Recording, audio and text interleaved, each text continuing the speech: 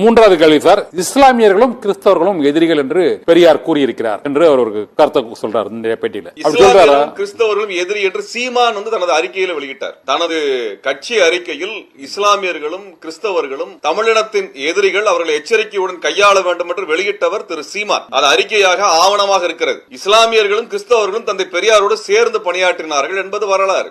அவர்களை அவர் எதிரியாக நடத்தவில்லை. இந்த மக்கள் இந்து மதத்தினுடைய கொடுமையின் காரணமாக இந்து மதத்திலிருந்து வெளியேறி இந்த மதங்களிலே சென்று சேர்ந்தார்கள் என்பதை தந்தை பெரியார் அவர்கள் பேசி இருக்கின்றார்கள். அவர் அனைத்து மதங்களிலும் இருக்கக்கூடிய குறைபாடுகளை விமர்சித்தார். அவர் எந்த மதத்தையும் அதனுடைய குறைபாடுகளை ஏற்றுக்கொண்டவர் அல்ல. குறைபாடு என்று வந்துவிட்டால் அது எந்த மதமாக இருந்தாலும் அதை விமர்சிக்கக்கூடியவராக தந்தை பெரியார் இருந்தாரே ஒழிய எந்த தனி மனிதனுக்கும் எந்த மத நம்பிக்கை கொண்டவருக்கும் எதிரானவராக தந்தை பெரியார் அவர்கள் இல்லை. இது முழுக்க முழுக்க கடைந்தெடுத்த பொய். ஆனால் இஸ்லாமியர்களும் கிறிஸ்தவர்களும் எதிரிகள், அவர்கள் இன்னும் சொல்ல வேண்டும் என்றால் சாத்தானின் பிள்ளைகள் என்று சொன்னவர் திரு சீமான். 2 வருடத்திற்கு முன்பாகவே 1.5 வருடத்துக்கு முன்பாக பேசியவர் திரு சீமான். ஆகவே கிறிஸ்தவர்களும் இஸ்லாமியர்களும் எதிரிகளாக சொன்ன பதிவு செய்தவர், தனது ஆவணங்களிலே பதிவு செய்தவர் திரு சீமான் அவர்கள். தனது கட்சி ஆவணத்திலே பதிவு செய்தவர் அவர்.